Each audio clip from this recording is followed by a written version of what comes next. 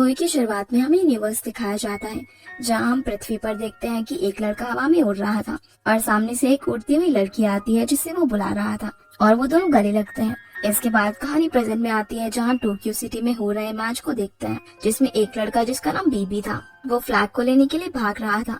तभी वहाँ खड़ा एक आदमी उसे बताता है कि मैच में जीतने के लिए फ्लैग को हासिल करना जरूरी है और जो भी ओशन में गिरेगा वो आउट हो जाएगा। इसी बीच वहाँ खड़ी एक लेडी दूरबीन से सभी कॉम्पिटिटर्स पर नजर रख रही थी, जिसका नाम माकोटो होता है। तभी पीछे से एक आदमी छाता लेकर आता है और कहता है कि 5 जनों में से एक आदमी गायब है, जिसका नाम हिबिकी था। दूसरी तरफ एक लड़के को बबल स्ट्रे चैलेंज पूरा करना था, जिसका नाम उसागी होता है, पर वो उसमें फेल हो जाता है और नीचे गिरने वाला था। उसी वक्त वहाँ खड़ा एक आदमी हिबिकी की तरफ इशारा करते हुए कहता है कि कोई भी बबल चैलेंज को पूरा नहीं कर सकता सिवाय हिबिकी के। तभी हिबिकी उन बबल्स को पास करके गिरते हुए उसागी को बचाते हुए मैच की तरफ बढ़ाता है, पर जब वो ऊपर खड़ा होता है और अपने कानों से हेडफोन हटाता है तो बाहर की आवाजें उसे परेशान करती हैं, लेकिन फिर भी वो इन सबको इग्नोर करके आगे बढ़ता है, जिसके बाद वो मैच जीत जाता है और वहाँ खड़े सारे कॉम्पिटिटर्स उससे बहुत जलते थे। फिर हमें रात का सीन दिखाया जाता है, जहाँ पर सभी लोग शिप में पार्टी कर रहे थे, जहाँ माकोटो एक बच्चे को ड्रिंक करने के लिए मना कर रही थी क्योंकि वो अभी बहुत छोटा था। इसके बाद हम हिबिकी को देखते हैं, जो हेडफोन लगाकर बाहर खड़ा हुआ था और कुछ सोच रहा था, पर तभी माकोटो उसके पास पहुंच जाती है और उसके हेडफोन्स ले लेती है। वो उससे बोलती है कि वो हर वक्त उन्हें क्यों लगाए रखता है। फिर वो उसे ये भी पूछती है कि उसने अपनी जान खतरे में डालकर उसागी को क्यों बचाया, और अगर उसने हमेशा अपनी जान इसी तरह से खतरे में डाली तो वो उसकी हेडक्वार्टर में शिकायत कर देगी। वो उसे वार्निंग भी देती है कि वो इस वजह से बाहर भी हो सकता है। इसके बाद अचानक हिबिकी को सामने से एक टावर से गाने की आवाज आती है और वो दौड़ के नाव में बैठकर वहाँ पर जाने लगता है। तभी एक आदमी वहाँ पर पहुँच जाता है और हिबिकी की मदद करने उसके पीछे चला जाता है। इसी बीच माकोटो 5 साल पहले की कुछ बातें याद कर रही थी, जिसमें वो बताती है कि एक बार बहुत तेज बबल की बारिश हुई और वो इतनी ज्यादा थी कि वहाँ पर सारे ऑपरेशन रोकने पड़ गए और लोगों को टोक्यो छोड़ के जाना पड़ा। उसके कुछ टाइम बाद वहाँ पर एक अजीब सी चीज का एक्सप्लोजन हो जाता है, जो कि टोक्यो में फैल जाती है और टोक्यो एक बड़े से बबल में फंस जाता है। तभी से टोक्यो जापान की कैपिटल नहीं रहा और वहाँ पर उसकी रिसर्च कर रहे साइंटिस्ट भी उसका पता नहीं लगा पाए कि ऐसा क्यों हो रहा है। वो जगह एक खाली और चोरी हुई सिटी बन गई है, पर कुछ समय के बाद वहाँ पर कुछ बच्चे गैर कानूनी तरीके से खेलने लग जाते हैं, जो कि सरकार की तरफ से रोक था, क्योंकि ये चीजें वहाँ के वातावरण को नष्ट करती। वो बताती है कि एक लड़का था जिससे वहाँ के एक टावर से अजीब सी गाने की आवाज आती है और ये चीज को पता करने के लिए वो टावर की तरफ जाता है। वहाँ अंदर क्या है ये आज तक किसी को भी पता नहीं लग पाया और वहाँ के लोग कहते हैं कि वहाँ कोई भूत है। इसके बाद हम देखते हैं कि हिबिकी को खिड़की के अंदर एक आदमी दिखता है। वो उसे देखने के लिए ऊपर जाने लगता है, पर वो नीचे पानी में गिर जाता है और बेहोश हो जाता है। पर तभी एक उड़ता हुआ बबल तेजी से उसकी तरफ आता है और वो अचानक से एक लड़की में बदल जाता है। वो लड़का उसे आंखें खोलकर देखता है और वो लड़की उसे सूखी चट्टान पर ले जाती है, पर वो उसे नहीं पहचानता। आगे हम देखते हैं कि एक आदमी हिबिकी को ढूंढ रहा था, पर तभी एक शिन नाम का लड़का बोट लेकर आता है, जिसके साथ हिबिकी भी होता है और जिस लड़की ने हिबिकी की जान बचाई थी वो भी उनकी साथ ही थी। वो इन सब लोगों से थोड़ी अलग थी और अजीब सी हरकतें कर रही थी, जिसकी वजह से वहाँ खड़ा एक आदमी हिबिकी को उस लड़की का ध्यान रखने को कहता है।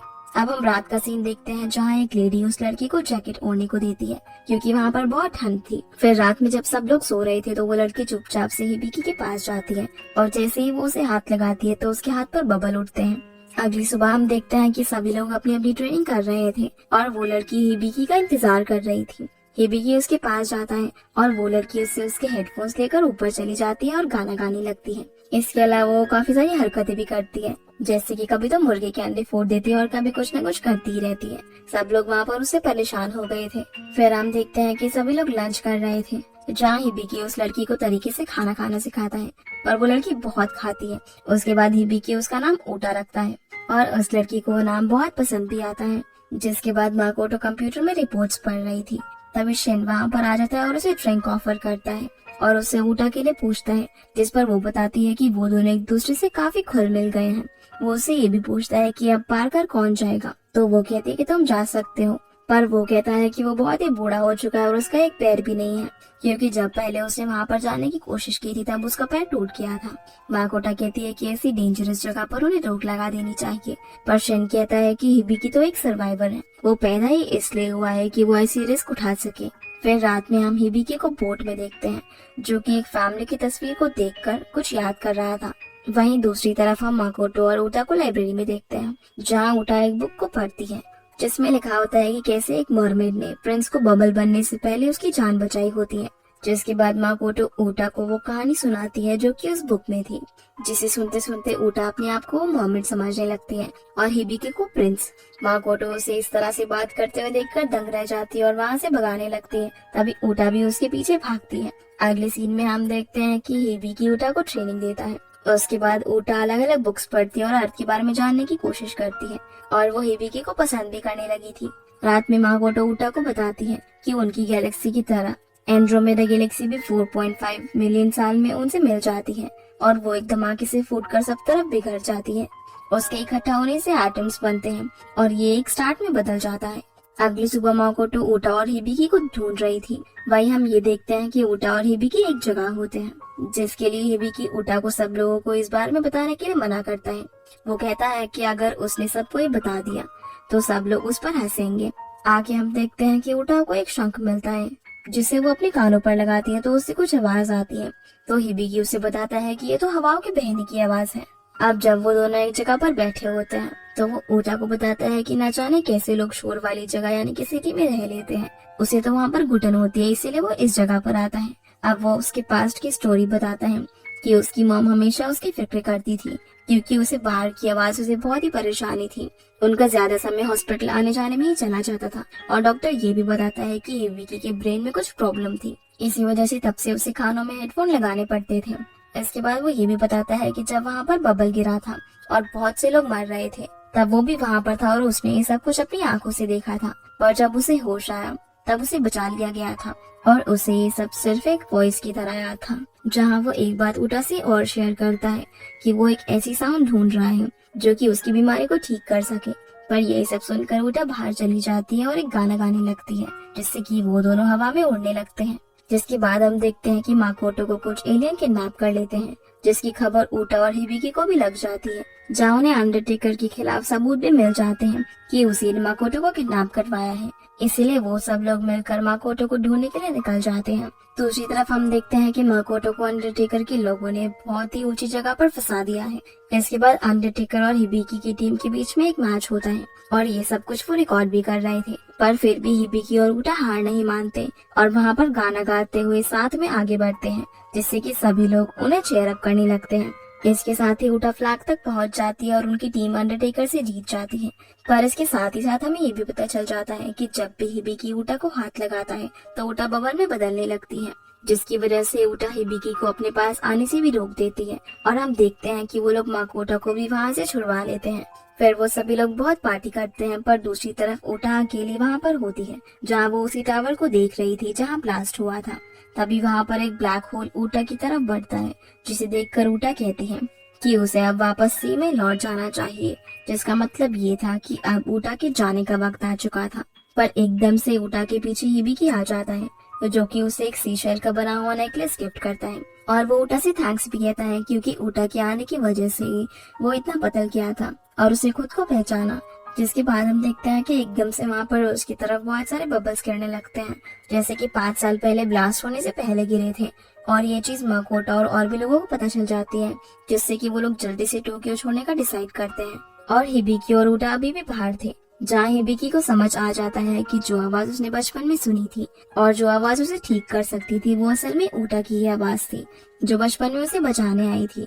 पर तभी ऊटा वहाँ से ये कहकर चली जाती है कि उसे लिटिल मरमेड को रोकना होगा। पर जैसे ही वो उसके पीछे जाता है तो वो पानी में गिर जाता है, जहाँ उसके दोस्त शिप लेकर पहुँच जाते हैं और उसे बचा लेते हैं। पर उनका भी वहाँ से निकलना बहुत ही मुश्किल हो रहा था क्योंकि पूरी टोक्यो सिटी डूबने वाली थी। दूसरी तरफ ऊटा उस टावर पे पहुंचकर वही गाना गा रही थी, जिसके बारे में हिबिकी को भी पता चल जाता है और वो अकेले ही ऊटा को बचाने के लिए जाने लगता है और बाकी लोग भी उसके साथ जाने के लिए तैयार होते हैं क्योंकि उनके लिए भी ऊटा टीम की एक मेंबर ही थी।